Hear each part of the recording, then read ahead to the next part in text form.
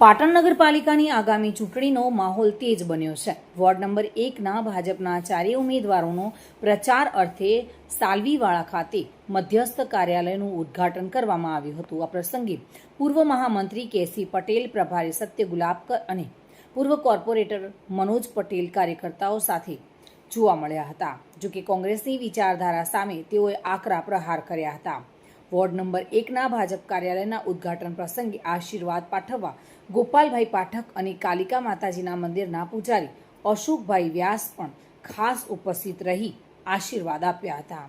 આગામી 5 વર્ષ સુધી વોર્ડના મતદારોના સુખ દુઃખમાં સહભાગી થવા માટે ખુલ્લું રાખવામાં આવશે અને પૂર્વ કોર્પોરેટર મનોજ પટેલ સભાને સંબોધતા ખાસ કરીને તેઓએ કોંગ્રેસ પર ગંભીર આક્ષેપો પણ કર્યા હતા।